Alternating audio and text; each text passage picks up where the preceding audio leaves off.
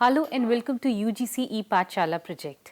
I am Sheetal Arora, Assistant Professor Criminology at Sardar Patel University of Police, Security and Criminal Justice, Jodhpur. And I am going to present a module on History of Indian Police and Policing in Modern India, 1857 onwards. Let's begin with learning objectives of this module. First, to make learners understand history of Indian police. Second, to understand various aspects regarding evolution of Indian police.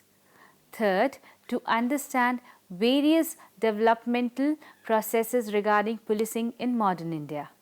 Present-day police is an important functionary of criminal justice system in India. Primary role it has been playing since time immemorial is of order maintenance. Through with the advent of codified laws and regulations, the nature and specificity of their roles are undergoing vast changes, where one can see its movement towards service style of policing, though retaining its traditional role of order maintenance. With the system which existed in Mughals era somewhat retained during imperial rule of the British in India, where first time police as an organized structure emerged after the enactment of Police Act 1861. Nevertheless, it was seen as mere tool of then government for keeping control over people and mere protecting the imperial interest of the British rulers of that time. India being an important trade market for them, thus the concerns of collecting revenues, keeping the trade routes safe was of consideration only. Nowhere mandate of serving the common man was ever into consideration. Since changing time, globally, when democratic policing and Peel's concept of policing became popularized, India still was having a police to mere fulfill the imperial interest. This presentation describes the origin, the organization, the changing roles and the challenges which somehow became the reason for its present-day stature of Indian police. A formal police system existed in ancient India. Ramayana and Mahabharata both describe the efforts of local administrators who were responsible for the safety and security of citizens and for keeping the king informed about the welfare of the people. In Arthashastra, Kautilya by Chanakya has described in detail the system of internal surveillance and the variety of posts that were created to provide security in the kingdom. In ancient history of Indian police, the references are given regarding secret agents. They were considered as tool of governance or eyes of king. The classification of the Chanakya has been followed in the most police secret services around the world. Now something about policing system established by the Mughals in the medieval period. A more elaborate and formal policing system was established during their long control lasting 3 centuries. Police and public work duties were entrusted to an official known as Mutazib. According to N.A. Akbari, the administrative structure consisted of Faujdari, the principal representative of the emperor, Mir Adil, and Qazi, the head of judicial department, and Kotwal, the chief police official of larger cities. The routine day of the police was to patrol throughout day and night to guard the vantage, a place or position affording a good view of something. Leading men were appointed wardens in every quarter of the city, and thus public cooperation was enlisted. The Kotwal maintained a register of inhabitants within his limits, noting down their address and their occupation. They also noted the arrival and departure of strangers and kept a track of them. A Faujdar was appointed to every administrative unit of the government, which was the district, and he also maintained some artillery, that is large caliber guns used in warfare on land, and cavalry in the past, soldiers who fought on horseback. Forces, thanedars were appointed dividing the parganas, a group of villages or a subdivision of district in India, into small localities. All these positions and even the system were not independent of the military. Most of the officers were seen as part of the army establishments, and during wars that was frequent, these officers and their men would participate in armed conflicts along with regular army. This was true about the forces everywhere around the world till a formal system was established in London by Robert Peel in 1829. Success of civilian police force that worked with the cooperation of people was the new experiment that achieved remarkable success. The London Metropolitan Police achieved fame for its ability to uphold the law and use of minimum force in controlling disorder problems. Police under the British rule. The enactment of legal codes was initiated in 1609 when Captain Hawkins, trader for East India Company, landed at Surat. It is believed British first came to India. Eventually, almost after more than a century, the company began to play a role in the processes of government. This imperial rule was with the purpose to compete for the trading concessions, to lay down its commercial establishments, and to strive for favours at the courts of then rule including Mughals. The British initially worked with the Mughal system of administration, but after their victory in Plassey in 1757, they created the famed Indian Civil Services for the purpose of collecting revenue and providing general administration at the district level. In 1792, Lord Cornwallis imposed new police regulations in Bengal, Bihar and Orissa that put an end to the keeping of armed militias by the zamindars. The entire country was divided into districts headed by the district magistrate and subdivided into various police stations area. A daroga was in charge of each police area and reported to the district magistrate. The district magistrate cum collector became the de facto ruler and representative of British Raj and controlled the police who operated through the daroga system. There was absence of a well-organized police system made the task of maintaining law and order in a vast country difficult. There were roaming bands of dacoits, thugs and expensive demands on the military to maintain order, unsatisfactory police system being neither effective nor able to keep the trading routes safe. It also reflected a corrupt, brutal and inefficient picture of the ruling power. Now but the armed police model of Sindh. Charles Napier created it after its takeover in 1843.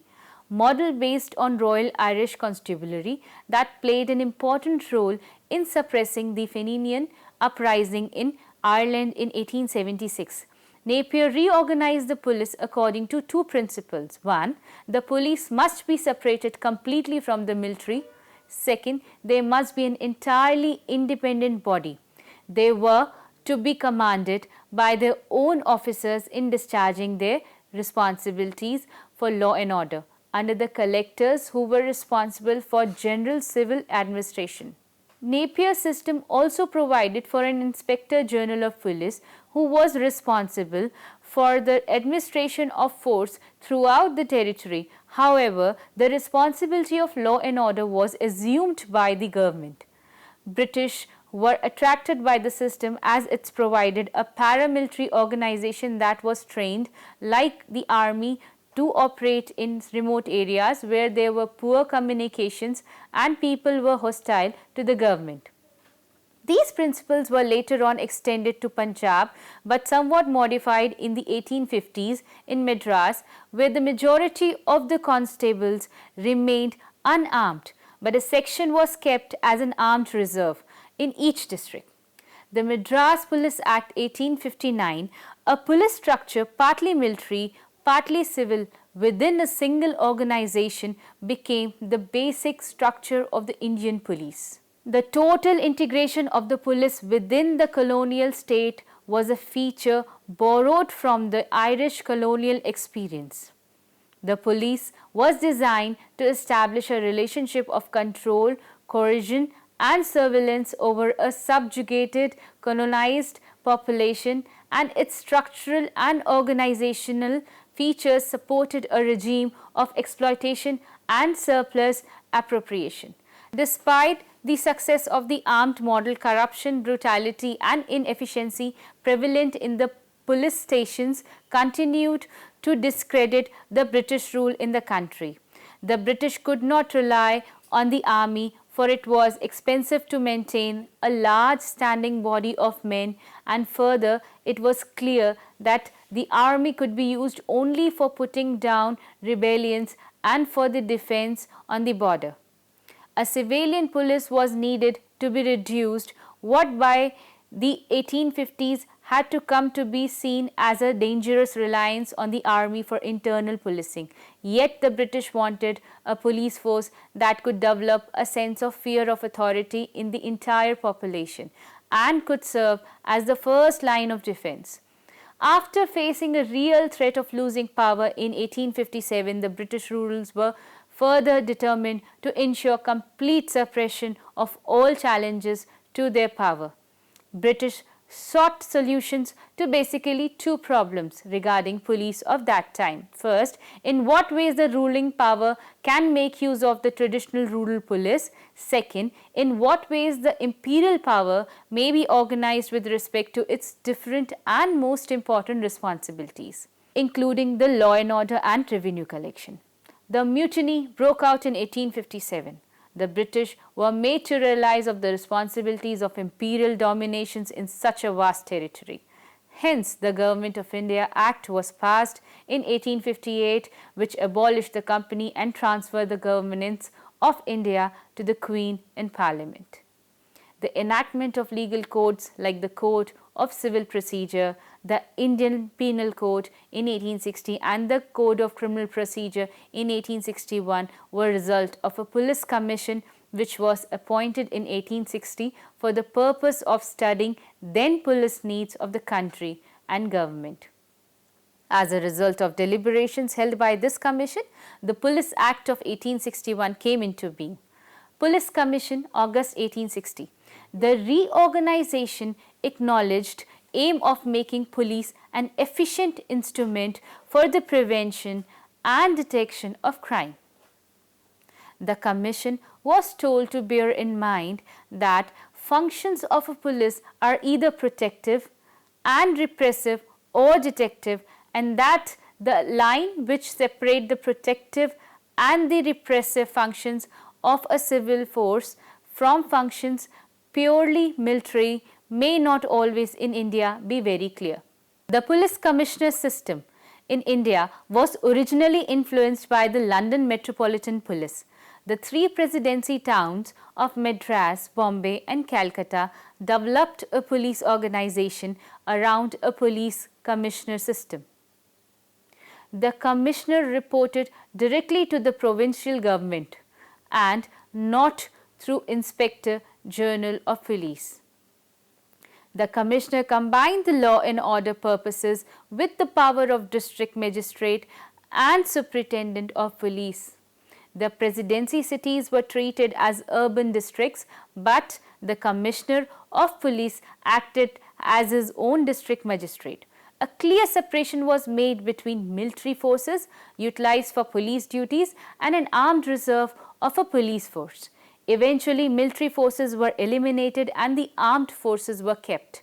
Apart from the duty of law and order, crime control, some other specialized forces grew as well, such as railway police, river police and frontier police. The Police Act 1861 applied to all the parts of British India except Bombay and Madras. It was like a legal backbone of the police system. It provided the organizational structure. It also provided the hierarchy of the police force. According to the Article 2 of the Police Act 1861, the entire police force established under state government shall, for the purpose of this act, be deemed to be one police force, meaning thereby the police would be organized at the levels of the state or provinces. It means this act was stipulated only for the purpose of order maintenance, crime control and surveillance. Nowhere was it felt that there was the need of involving community in policing in any way. On the other hand, Indian Penal Code evidently prioritized any resistance against politics as a serious offence. Article 4 of the Police Act 1861 states that the administration of the police throughout the province shall be vested in the IGP, assisted by Deputy Inspector General of Police and the Superintendent of Police. It means that it clearly stated the organization of police, recognition of higher organization, that is, the crucial aspect of investing of all administrative power in this part of the organization, placing the center of the command, control and decision making at this top, which was indeed staffed by only the British officers. Further, it's important to know that till 1921, no Indian was permitted to serve in the commanding positions. The key positions like IGP, DIG and SP of the district were sole preserved for the British officers. Police Commission of 1860 had seen no reason for the creation of a separate detective or intelligence branch. The Indian National Congress 1885 led to the formation of intelligence agency for collection of information regarding political, social, movement and organized crime. The Madras Police in 1888 set up a special branch with wide-ranging duties. Attempts were made to regularize recruitment, payment and duties of the village police, beginning with the Village Chowkidari Act of 1870. Eventually, the power of the panchayats was gradually shifted to superintendents and the district magistrate. In 1902, Lord Curzon, who was Viceroy of India, set up a new police commission which resulted in the reports which talked about criticism in then existing police system. It strongly endorsed the organizational principle discussed in 1861. According to the main principles of organizations of police, the Police Commission of 1860 talked about elimination of military police, establishment of a civil constabulary, separate administrative civil police establishment in each province headed by IGP. The IGP was made responsible to the provincial government. Superintendent was made responsible to civilian collector. The work of superintendent was to supervise the village police. These principles of the Police Act were neither innovatory nor novel. They were mere extension to arrangements already found useful in several areas. The Daroga, for example, didn't disappear. He became the sub-inspector of police. There were some questions based on these principles, like what should be the relation between imperial and rural police, how should imperial police administration coordinated with other functions of imperial's authority. Lastly, for concluding the module, it's important to know that the British during the second 100 years of their rule in India made no structural reforms in police administration. The imperial police's relation with the rural police and the other agencies of imperial government remained fixed in the mold of 1861. The new structure applied only to the British India. The rest of the India kept following the police system as it had for ages. The principles of supervision of police by civilian administrative authority has been preserved, except of course in cities which have commissioner of police. The Police Act stated that administration of police was to be vested in IGP at province level and superintendents at district level.